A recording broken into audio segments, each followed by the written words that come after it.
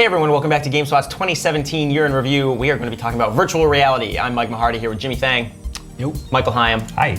Jimmy, overall, what was this year? I feel like we've been talking for a few years about VR as far as when's its breakout year going to be, and I think maybe last year was the year it really hit home, especially with the PSVR kind of wrapping the year up. But how would you say 2017 fared for the VR space? Yeah, sure. There were a lot of expectations coming into the launch of VR. We had all the VR headsets released last year, and I think 2017 people were expecting it. Is it going to go mainstream? It's not. It's definitely not mainstream yet. But like all disruptive tech, these things take time. These take years. Sure. This, I would say, was a growing year for VR. All the major headsets had price drops. It made it much more affordable. I think leading the charge in terms of sales was PSVR. Mm-hmm. They probably did the best this year.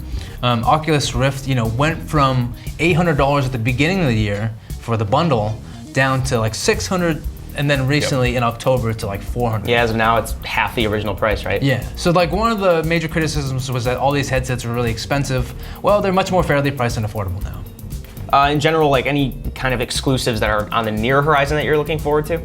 Yeah, so I mean, we're recording this video right before Doom comes out. Sure, VFR. Doom VFR, which is a game that's entirely built from the ground up for VR, releasing on PlayStation and the Vive. Mm-hmm. Looking forward to that. I still need to play, more of Skyrim VR. I know you had a chance to play a little bit of that as well.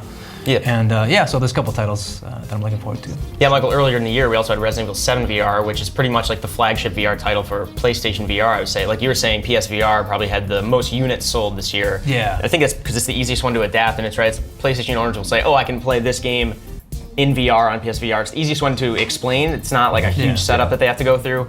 Did you get the chance to play Resident Evil 7 in VR much? I didn't get to play Resident Evil 7 VR, but I think that I've listened to a lot, because Jean-Luc, I asked him a lot of questions about what his experience, because it's crazy how well that game adapted by not really changing much of like its foundation. Mm-hmm. And a horror game that's a full-on game. Like this isn't a tech demo. This isn't an on-rails shooter. Yeah. I think it's a real accomplishment for virtual reality and Resident Evil 7 and PSVR in particular, because like you mentioned, like the install base is there. Mm-hmm. It's super easy to set up, and then here's this full game to go along with it. Yeah. So I think that was early in the year. I kind of thought of it as like the killer app for VR as a whole, not just PSVR. It's a good example to go off of for future VR games. Yeah. We talk a lot about the Oculus and PSVR. Jimmy, how did HTC and Valve do this year? So I would say the HTC probably lost the most momentum. So coming into 2017, if you were going to ask me like which PC VR headset you should buy, I would say the Vive. Okay. But as of today, I would say the Rift. I think that the price point, the $400 price point, is a great deal. And like you can like find it on sale for $350 from time to time, which is insane. I think if you see that, you should jump on it. I'm a big fan of it. I think the Vive. HTC didn't really do all that much this year. They revealed the Vive trackers, which will allow you to like track objects in VR that aren't, VR tracked. Like you can put a tracker on like a cup or something like that, so you can see it in VR. Cool. So that's supposed to be rolling out now. Time will tell if that actually pans out on the consumer side of things. And then Valve, teased their knuckle controllers late last year, and I was hoping to see it this year. But we don't have a release date. So the knuckle controllers, they wrap around your hands, and they allow you to like pick and release objects and to like throw a football or whatever. Yeah. So I was looking forward to that. It tracks all your fingers, but we haven't heard anything about it since. And then Valve also said they're working on 3 full-fledged VR games for the Vive as well. We haven't heard anything about that either. So. It's weird, like we're looking at by the end of the year, the Vive will have Fallout 4 as well, in addition to, Bethesda seems to be pouring a lot of resources into, obviously, Doom VFR, which was built from the ground up. It's not just a Doom 2016 port. We mentioned Skyrim, which is obviously going to keep coming out in every platform ever for the rest of our lifetimes. But what do you think about like that third-party support coming in, like Bethesda, to help out VR? Do you think it's pretty promising overall? Yeah, so I had a chance to sit down and speak with Jason Rubin, who is like the head of content at Oculus. Yeah. And I asked him about like AAA development and stuff like that. Are they coming? And he was mentioning that a lot of them are already here. Like as you mentioned, Bethesda's here. Respawn is jumping on board, making like maybe a Titanfall VR thing. Sure, yeah. And maybe like the last company to really hold out is maybe like EA, even though they kind of made that Star Wars VR thing as well. So maybe like Activision. So he was saying that a lot of them are jumping on board.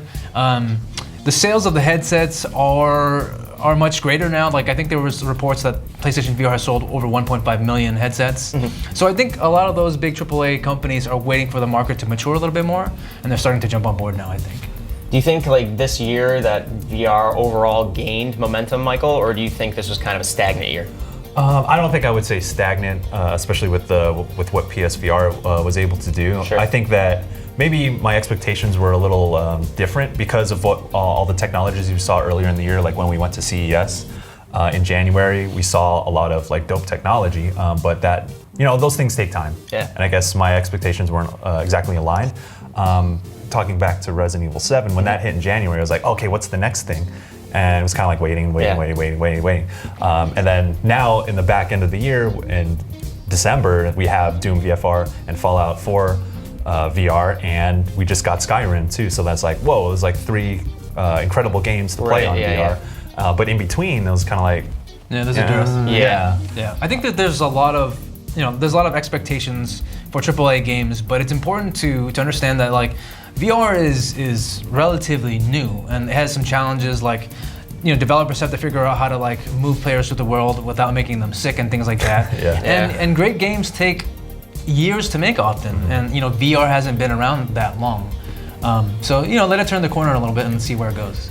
Also, this conversation has been far too civil for my taste, so I'm going to make it a competition. What VR platform do you think won 2017, if you can single one out? So I would probably say that the Rift had a good, maybe not great year. Okay. But if I had to award a winner, it would definitely go to PSVR. Rumors that they sold 1.5 million units. They had a great start with Resident Evil. In the middle of the year, they released Farpoint with their aim controller.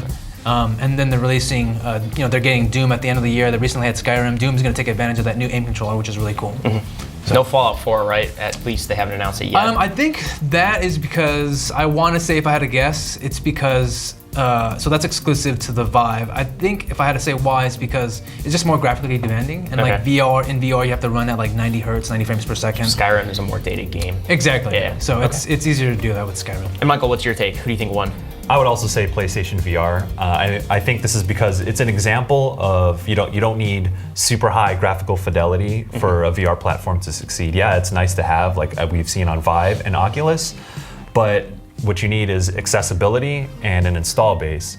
So for the PC ones, obviously you need a computer that is equipped with like decent hardware. Yeah. But with PSVR, you just need a PlayStation 4. And it's not the best. I mean, the tracking is done through the PlayStation camera, which doesn't give you full 360 motion tracking, and it's not the most accurate. And the Move controllers still need like joysticks. Yeah. But what it shows is that if you're priced correctly, if you're accessible, then you'll succeed. And if you have the software to go along with it, like a Resident Evil 7 or Skyrim VR and Farpoint, which is something fresh and new, then you can succeed in the VR space. And I think they displayed that this year in 2017. Cool. But I do expect Vive and Oculus Rift to kind of take a step forward for the next year. Sure. Yeah, overall a steady pace for VR between really good third-party support, more accessibility, some better price drops. Yep. Not a bad year for VR, so here's hoping it continues in 2018. We're also going to be talking about PC, Nintendo, PS4, and Xbox here at GameSpot 2017 year in review, so we'll see you then.